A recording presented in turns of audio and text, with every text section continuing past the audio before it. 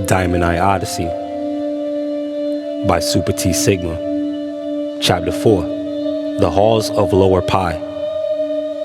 It's the steps, the front steps, decorated with bone marrow from haughty unlimited thousands. They become the material for the walkway.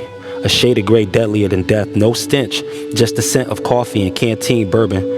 The gavel said to have blood on it always, like the keeping of the sacraments in the days of Moses, to sprinkle blood on all. The copper overtone of the bleeding overwhelms me. I black out into 2 seconds of deep sleep. I fall. I wake up suddenly, jolted by the feeling of my feet being weighed to the floor. Weight is my feet keeping me up. I woke up on my feet. I passed out without falling down. I'm a much older man now, so it'll take a while for me to get around, but my mind can put it together fast enough to not move at all. This is lower pi.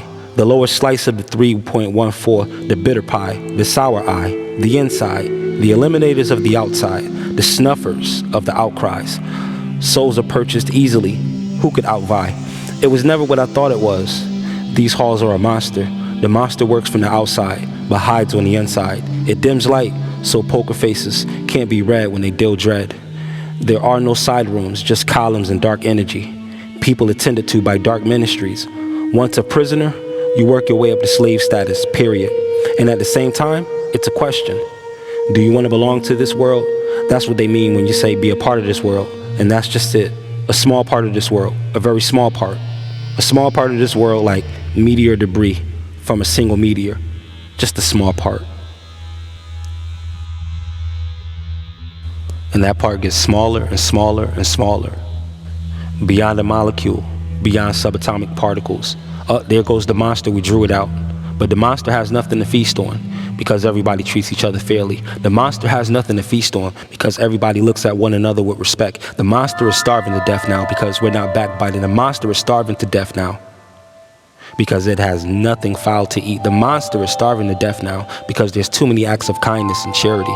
The walls begin to mold and the columns crumble. Down these halls of lower pi tumble.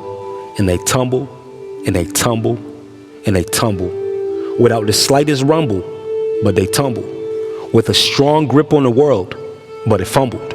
It put virtue under a yoke, but love grows. We need to repave these streets with love's roads. This is where the nourishment was supposed to take place. What happened to this fountain? You can see the mist rising off of the cobblestone, while steel-toed shoes trample around to settle everyone's account. We had to think twice before settling up with them. We decided to settle down. And finally, every pillar collapses, almost like the world is changing its axis. I'm full of gratitude. Finally, we saw it happen. But at first, it had to be imagined, or it wouldn't happen. That's action in passing. The air is thinning out. The sky is turning blue where it was once blackened. No fire. And as a people, we finally gained traction by acts of compassion that are long-lasting. DiamondEye Odyssey, the audiobook by Super T Sigma. Chapter 4, The Halls of Lower Pi. The Halls of Lower Pi.